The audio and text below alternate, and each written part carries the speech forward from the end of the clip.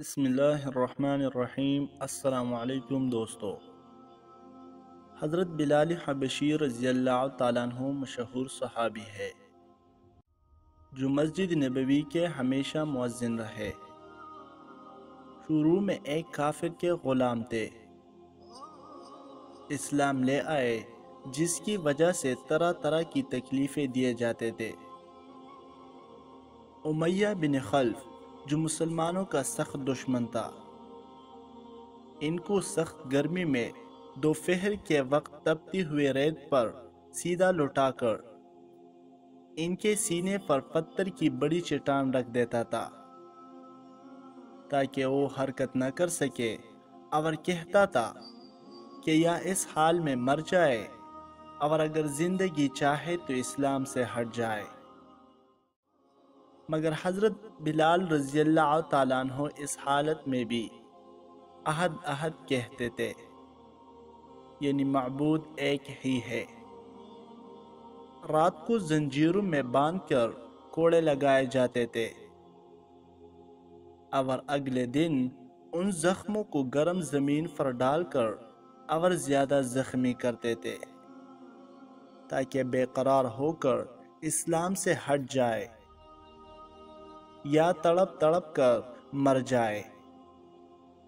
عذاب دینے والے اکتا جاتے، کبھی ابو جہل کا نمبر آتا، کبھی امیہ بن خلف کا، اور کبھی اوروں کا، اور ہر شخص اس کی کوشش کرتا تھا کہ تکلیف دینے میں زور ختم کر دے۔ حضرت ابو بکر صدیق رضی اللہ تعالیٰ عنہ نے اس حالت میں دیکھا تو ان کو خرید کر آزاد فرمایا،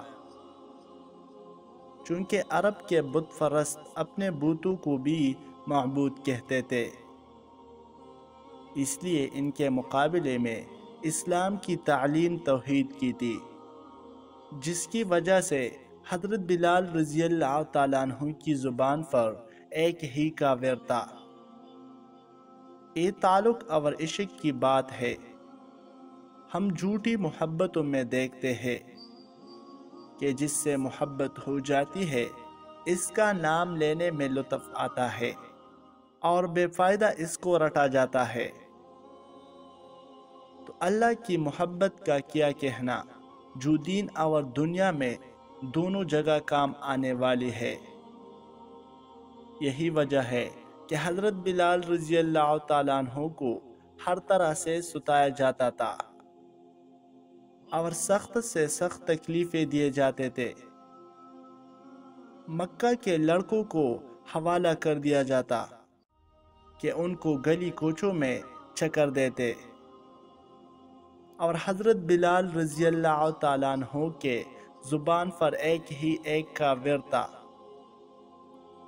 اسی کا یہ صلہ ملا کہ پھر حضور صلی اللہ علیہ وآلہ وسلم کے دربار میں مؤذن بنے، اور سفر میں ہمیشہ اذان کی خدمت ان کے سپرد ہوئی۔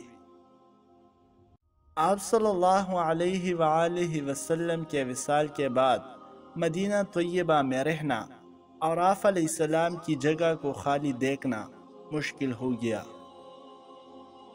اس لیے ارادہ کیا کہ اپنی زندگی کے دن ہے جہاد میں گزارو، اس لیے جہاد میں شرکت کی نیت سے چل پڑے۔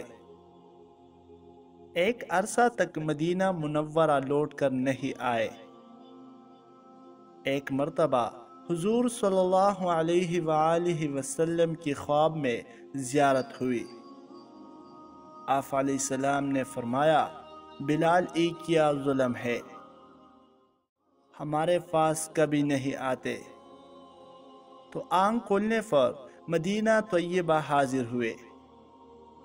حضرت حسن حسین رضی اللہ تعالیٰ عنہ نے اذان کی فرمائش کی۔ لاڈلوں کی فرمائش ایسی نہیں تھی کہ انکار کی گنجائش ہوتی۔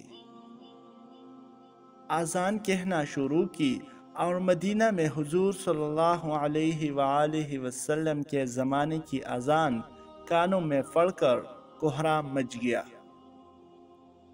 عورتیں تک روتی ہوئی گھر سے نکل پڑے۔ چند روز قیام کے بعد واپس ہوئے اور 20 ہجری کے قریب دمشق میں وصال ہوا۔